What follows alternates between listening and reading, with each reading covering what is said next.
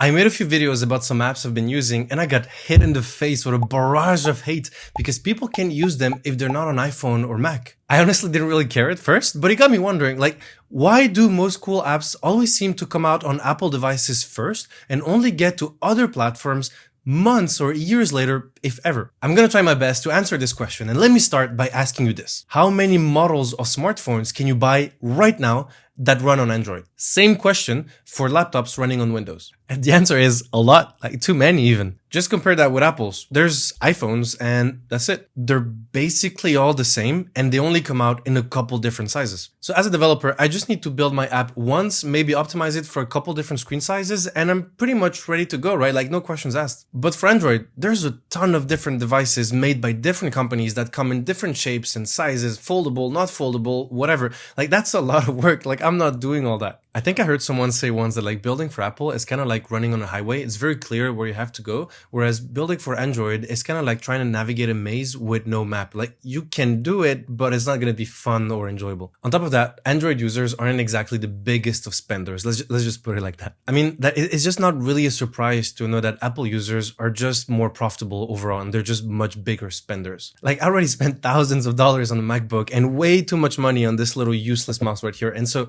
might as well go all in, you know, like 20 bucks extra is really not going to stop me at this point. Honestly, just look at the numbers. In 2021, Apple's App Store generated over $85 billion in revenue compared to Google's Play Store, $48 billion.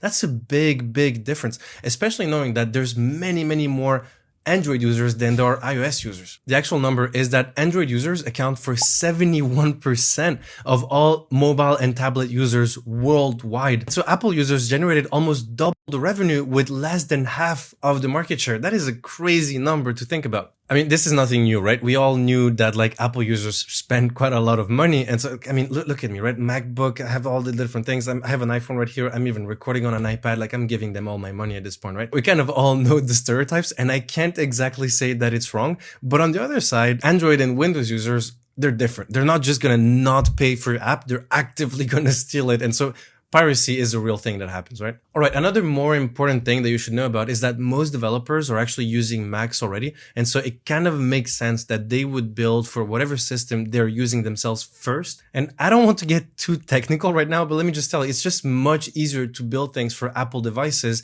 rather than the alternatives. Plus, I make more money, so the decision is kind of quick right there. Actually, talking about money, there's one secret tip to making more money that you probably don't know about, and that's actually subscribing to this channel right here. I don't know how, but I've been told it works. But hey, don't get me wrong. Don't shoot the messenger, please. Like I like my Android users, you know, like my dad has a sister that has a son that has a cousin that has a friend that is an Android user. So I'm not racist, you know. It's just that, you know, it's a little bit of a weird thing, but it just happens that the world spins a certain way and Apple users tend to get kind of like all the shiny new toys a little bit faster. That does not mean that these things are not getting to Android and Windows at some point, but unfortunately, it always takes a little bit too long. A lot of the comments I had were specifically regarding the Arc browser and Sigma browsers, and so I know that both of those companies are actually working on the Windows version.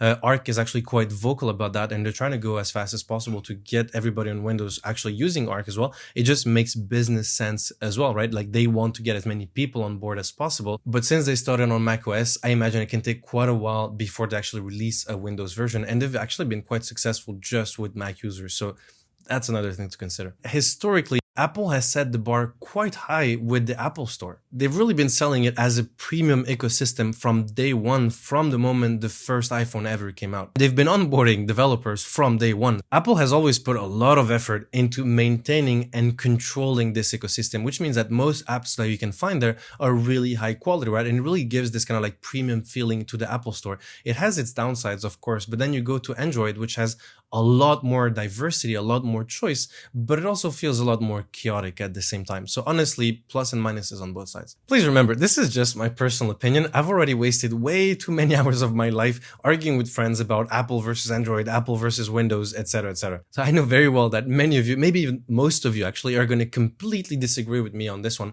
And so I'm very curious.